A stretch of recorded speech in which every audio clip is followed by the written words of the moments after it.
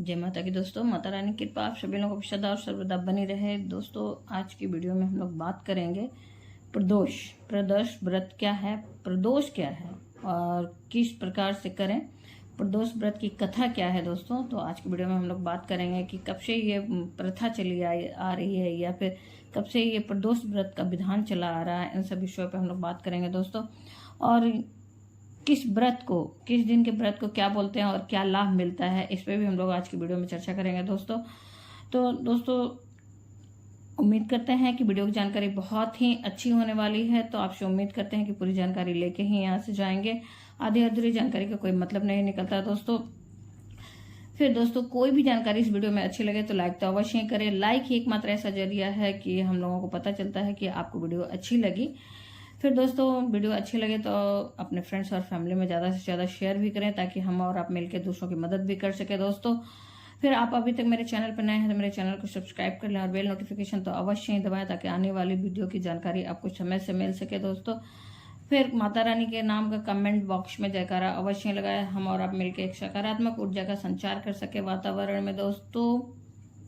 कोई भी सुझाव हो या फिर कोई भी प्रश्न हो तो कमेंट बॉक्स में अवश्य ही लिखें। फिर शुरू करते हैं दोस्तों आज का चर्चा। आज जो हम लोगों को बातचीत करना है दोस्तों, जैसे कि देखिए एकादशी व्रत हम लोग करते हैं तो श्री हरि विष्णु जी को ये व्रत समर्पित होता है और उन्हें प्रसन्न करने के लिए हम लोग एकादशी व्रत करते हैं। और आज के दिन उन्हीं का आराधना पूजा एकादशी के व्रत में किया जाता है दोस्तों। और एकादशी भी हर मास में 2 बार पड़ती है, एक शुक्ल पक्ष की और एक कृष्ण पक्ष की। ठीक उसी प्रकार से त्रयोदशी व्रत भी है, वो भोलेनाथ को समर्पित है और आज के दिन शिव जी या फिर भोलेनाथ की प्रसन्न करने के लिए पूजन अर्चन किया जाता है दोस्तों। और आज ये भी जो है त्रयोदशी व्रत जो है ये भी महीने में 2 बार पड़ते हैं, एक कृष्ण पक्ष में पड़ता है और एक शुक्ल पक्ष में पड़ता है दोस्तों। और इस दिन अपने शंकर जी को प्रसन्न करने के लिए, शिव जी को प्रसन्न करने के लिए विधि विधान से पूजन अर्चन किया जाता है। और दोस्तों इसे ही प्रदोष व्रत कहते हैं। जानते हैं प्रदोष क्या है? प्रदोष कोई तिथि नहीं होती है दोस्तों।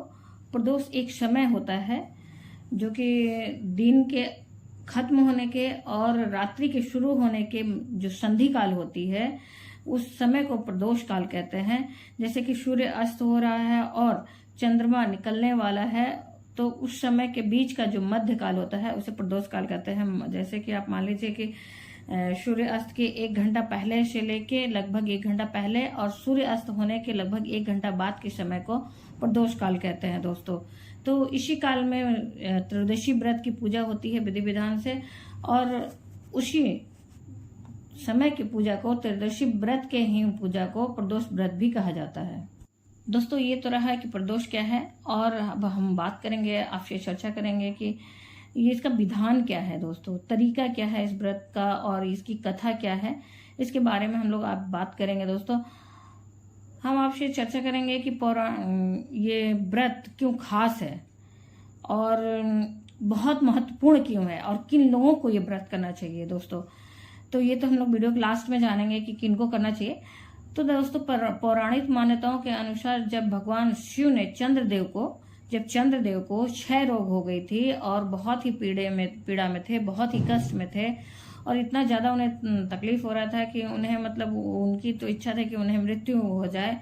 लेकिन उस समय शिव भगवान ने उनकी मदद की और क्षय रोग से उनको मुक्ति दिलाई थी।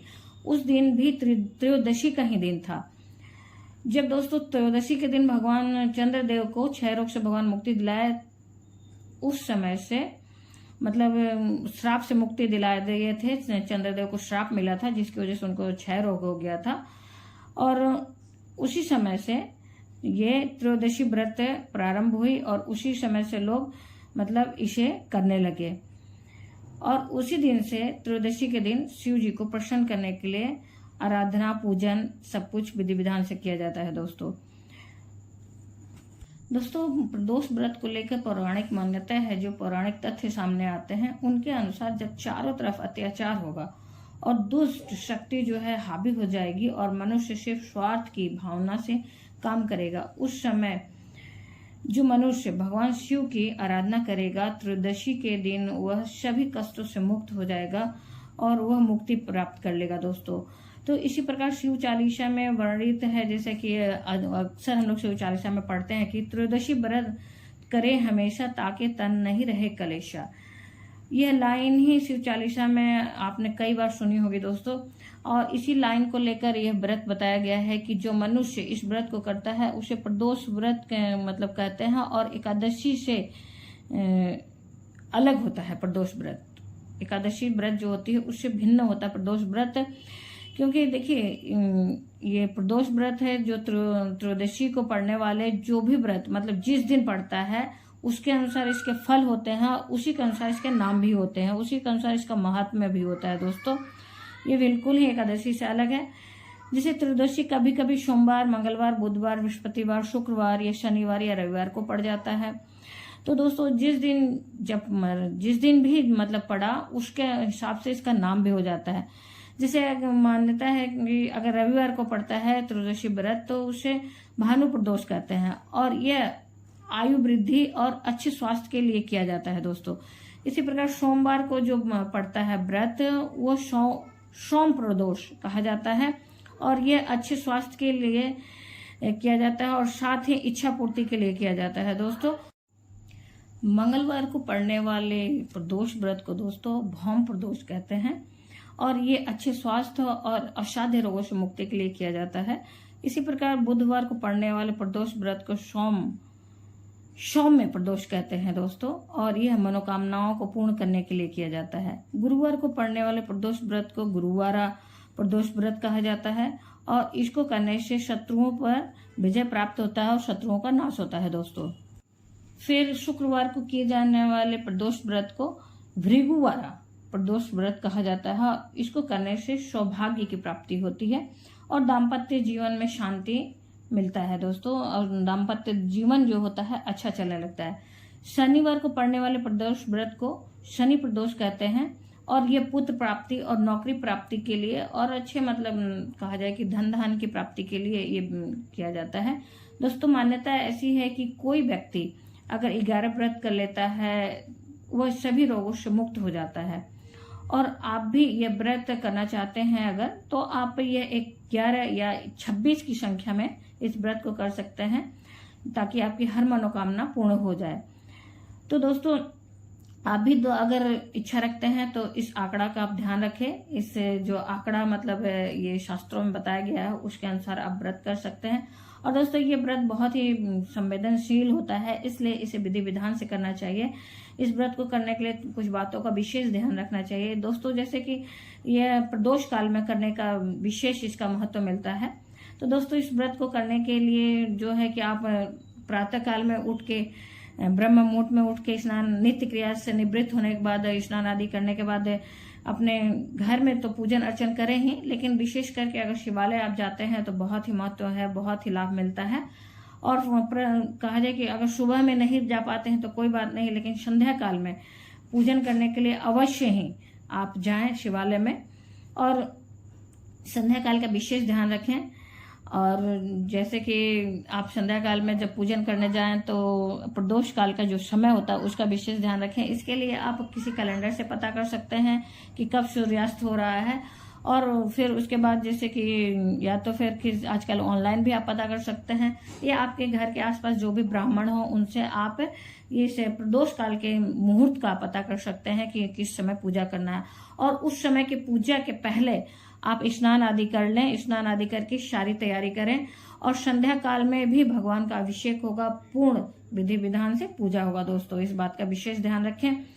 और पंचामृत अभिषेक, गंगाजल अभिषेक ये अवश्य ही करें।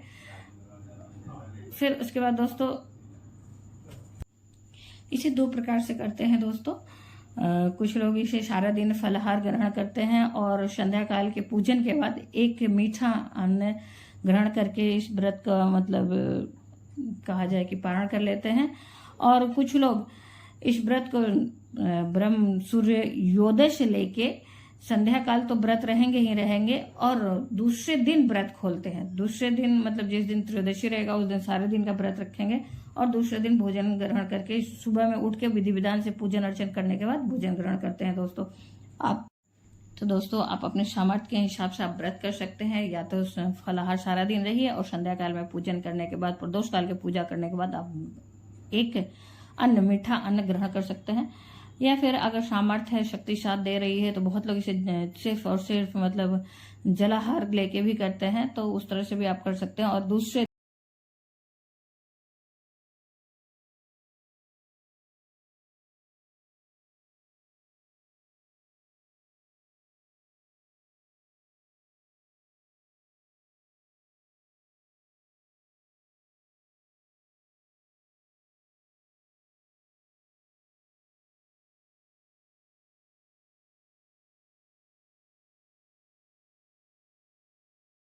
नाच भी कहा जाता है दोस्तों आप यह व्रत और पूजा करें तो अपने सामर्थ्य के अनुसार भी आप सामग्रियों को चढ़ा सकते हैं। पंचोपचार विधि से कर सकते हैं, या षोडश विधि मतलब 16 प्रकार के सामानों को चढ़ा के कर सकते हैं। या फिर अगर आप विधि विधान से करें, जैसा कि इनकी पूजा में होता है कि मंदार पुष्प, कनेर का पुष्प और धतूरा, फिर भांग, भस्म, और फिर उसके बाद दोस्तों कोई सफ़ेद मीठा, और इस तरह से सारी चीज़, समय पत्र, बेलपत्र, मतलब ये सारी चीज़ें जो कि निःशुल्क आपको सब जगह से अगर देखा जाए तो आपके आसपास अगर पेड़ पौधे हैं तो प्राप्त हो जाते हैं। इन चीज़ों को अवश्य ही चढ़ाएं। और फिर उसके बाद दोस्तों अक्षत यानी कि चावल अवश्य ही चढ़ाएं, वो भी चावल खंडित न रहे, इस बात का भी विशेष ध्यान रखें। पंचामृत के लिए दोस्तों दूध, दही, शक्कर, घी, गंगाजल मिश्रित करके आप पंचामृत बना सकते हैं और अभिषेक कर सकते हैं भगवान का। और धूप, दीप, लौंग, इलायची, जनेऊ, रक्षा सूत्र आदि अर्पित करें। फिर ये तरह विधि विधान से आप कर सकते हैं इस तरह से पूजा दोस्तों, या फिर षोडश उपचार विधि से कर सकते हैं, मतलब 16 सामग्रियों को चढ़ा के पूजा कर सकते हैं, जैसा आपका सामर्थ्य हो। और कहा जाता है दोस्तों प्रदोष के दिन, त्रयोदशी के दिन अगर आप शंकर जी के तस्वीर को मतलब किसी को अगर दान देते हैं, फोटो को या फिर मूर्ति को, तो मतलब गिफ्ट स्वरूप, मतलब कहा जाए कि उपहार स्वरूप देते हैं, तो इससे ये व्रत और फलदायी हो जाता है और पुण्यदायी हो जाता है। और इसी प्रकार से आप कोई भी सामग्री भगवान को भी उपहार स्वरूप दे सकते हैं, उससे भी आपको बहुत ही इसका लाभ मिलता है दोस्तों। ये तो रही बात कि क्या चढ़ाएं, क्या अर्पित करें दोस्तों। तो दोस्तों आषाढ़ मास की त्रयोदशी तिथि प्रारंभ हो रही है जुलाई को, और 1 जुलाई को होगा तड़के भोर में 1:07 पर, और त्रयोदशी तिथि समाप्त हो रही है 1 जुलाई को रात्रि 11:07 पर। तो सूर्योदय कालीन तिथि के अनुसार दोस्तों प्रदोष जो व्रत है वो 1 जुलाई को रखा जाएगा, और इस बार शनिवार को प्रदोष व्रत पड़ रहा है, तो ये शनि प्रदोष कहलाएगा दोस्तों। इसके पूजन से शनि संबंधित किसी भी प्रकार की जो परेशानी है उससे आपको मुक्ति मिलती है। शनि भगवान को प्रसन्न करने के लिए, उनकी कृपा पाने के लिए शनि प्रदोष का व्रत धारण किया जाता है। अगर आपको संतान प्राप्ति में बाधा हो रही हो, परेशानी हो रही हो, तो आप शनि प्रदोष को धारण कर सकते हैं। ये सारी बाधाएं दूर होती हैं शनि प्रदोष को धारण करने से दोस्तों। अगर आप संतान प्राप्ति की कामना रखते हैं तो शनि प्रदोष से आप व्रत प्रारंभ कर सकते हैं। तो इसी शनिवार से आप व्रत धारण करना शुरू कर सकते हैं दोस्तों। जब आप शनिवार से शुरू करेंगे तो जो भी प्रदोष बीच में आएगा उसको आपको सबको धारण करना पड़ेगा, चाहे किसी भी दिन का हो। इसके लिए आप संकल्प धारण कर सकते हैं कि कितनी संख्या में आप व्रत धारण करेंगे। आप अपने सामर्थ्य के अनुसार आप संख्या निर्धारित कर सकते हैं कि 11, 21 या फिर पूरे साल का, या फिर जितना भी आपका शरीर साथ दे, सामर्थ्य हो आपके, उतना उस अनुसार आप संकल्प धारण करके व्रत धारण कर सकते हैं। तो एक बार अगर शनिवार से आप शुरू करते हैं प्रदोष व्रत, तो दोस्तों बीच में किसी भी दिन का प्रदोष पड़ेगा, उसको आपको जितने संख्या में आप संकल्प धारण किए रहेंगे उतनी संख्या पूरी होने तक हर प्रदोष को आपको व्रत धारण करना पड़ेगा। और इस तरह से आप शनि की किसी भी दशा से परेशान अगर हैं, 7.5 हो, अढ़ैया हो, अंतरदशा, महादशा, किसी प्रकार की भी दिक्कत परेशानी हो, तो आप आज के दिन से शुरू करके व्रत इन सब परेशानियों से छुटकारा पा सकते हैं। तो दोस्तों फिर इसके लिए आप इस दिन भगवान को, भोलेनाथ को और शनि देव की पूजा करते हैं। विशेष करके शनि लड़ाई की दिक्कतों से छुटकारा पाने के लिए आपको इस दिन शनि भगवान की भी, भोले बाबा के साथ, भोलेनाथ के साथ शनि भगवान की भी पूजा की जाती है। और उसके बाद शनि की दिक्कतों से मतलब मुक्ति के लिए, छुटकारा के लिए आप इस दिन अभिषेक जो करेंगे, पंचामृत अभिषेक ऐसे किया जाता है, गंगा जल में से, जल से अभिषेक किया जाता है। लेकिन जल में आज के दिन खास करके तिल, काले तिल को मिला लीजिएगा, उससे अभिषेक करिएगा। दोस्तों आज के दिन विधि विधान से भगवान का ब्रह्म मुहूर्त में स्नान आदि करने के बाद घर में पूजन अर्चन करते ही हैं फिर, लेकिन संभव हो तो शिवालय अवश्य जाएं। प्रदोष के दिन दोनों वक्त आप शिवालय जाएं दोस्तों।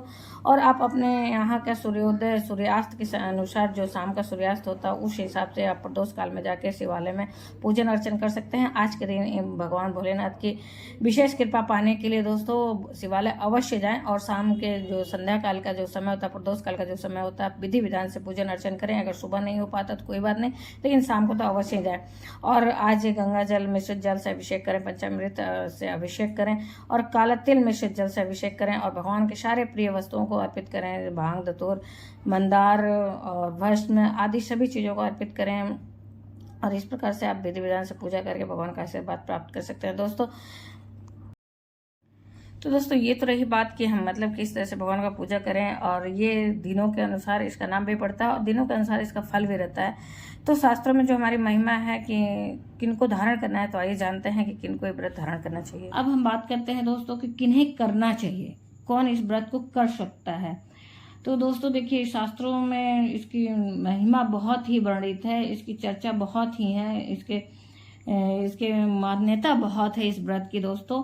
और ये व्रत कहा जाए कि जो व्यक्ति हर तरफ से हार जाए, उसका कोई सहारा ना दिख रहा हो, ये हमारी चालीसा में भी लिखी हुई है, चालीसा की पुस्तक में भी लिखी है। जो बहुत ही ज़्यादा परेशान हो, किसी रोग से, ऋण से या संतान प्राप्ति नहीं हो, मतलब किसी भी चीज़ से, चाहे दाम्पत्य जीवन में उसके बहुत झगड़ा होता हो, कलह कलेश ज़्यादा हो, मतलब अगर नौकरी का प्रयास कर रहा है, नौकरी नहीं मिल रही हो, मतलब बहुत सारी ऐसी दिक्कतें हैं जिसका कोई आपको रास्ता नहीं दिखता, कोई समाधान नहीं दिखता। तो उस स्थिति में ऐसे लोग इस व्रत को कर सकते हैं। चाहे बहुत ही मतलब बीमारियों से ग्रसित हो, बहुत दिन से पीड़ित हो, परेशान हो। जैसा कि आपने कथा में भी सुना है कि चंद्रदेव को 6 रोग से मुक्ति के लिए भगवान ने इस दिन आशीर्वाद दिया था और 6 रोग से मुक्त किया था। तो ये भी एक असाध्य रोग होता है दोस्तों। इसी से आप जान सकते हैं कि इस व्रत को करना किनको चाहिए। तो दोस्तों आशा करते हैं इस वीडियो की जानकारी आपको अच्छी लगी होगी। अगर ये जानकारी कोई भी अच्छी लगी हो दोस्तों तो लाइक तो अवश्य करिए। आपके लाइक्स हम लोगों के लिए बहुत ही महत्वपूर्ण होते हैं और आपके लाइक से हम लोगों को बताता है कि ये वीडियो आपको उपयोगी लगी दोस्तों। और वीडियो उपयोगी लगे तो अपने फ्रेंड्स और फैमिली में ज़्यादा से ज़्यादा शेयर भी करें, ताकि हम और आप मिलकर किसी की ज़िंदगी में खुशियाँ उत्पन्न कर सके दोस्तों। और माता रानी के इस नाम का जयकार कमेंट बॉक्स में अवश्य लगाए, ताकि हम और आप मिलकर पूरे ब्रह्मांड में एक सकारात्मक ऊर्जा का संचार कर सकें। आप अभी तक मेरे चैनल पर नए हैं तो मेरे चैनल को सब्सक्राइब अवश्य कर लें और बेल नोटिफिकेशन अवश्य दबाएं, ताकि आने वाली वीडियो की जानकारी आपको समय से मिल सके दोस्तों। फिर मिलते हैं एक नई जानकारी के साथ नई वीडियो में। तब तक के लिए धन्यवाद दोस्तों। जय माता की दोस्तों। माता रानी की कृपा आप सभी लोगों को सदा और सर्वदा बनी रहे। और कोई कमेंट हो या कोई सुझाव हो दोस्तों, कोई प्रश्न हो तो कमेंट बॉक्स में अवश्य ही लिखें, उसके समाधान हम करने की पूरी कोशिश करेंगे। धन्यवाद दोस्तों आज के दिन भगवान के मंत्रों का ज़्यादा से ज़्यादा जाप करें, श्री शिवाय नमस्तुभ्यम या फिर ओम नमः शिवाय का। लेकिन महिलाएं इस बात का ध्यान रखें कि उन्हें ओम नहीं लगाना रहता है, नमः शिवाय का उच्चारण कर सकती हैं, जाप कर सकती हैं। फिर आज के दिन चालीसा अवश्य पाठ करें, फिर आरती अवश्य करें पूजन के बाद दोस्तों। धन्यवाद दोस्तों।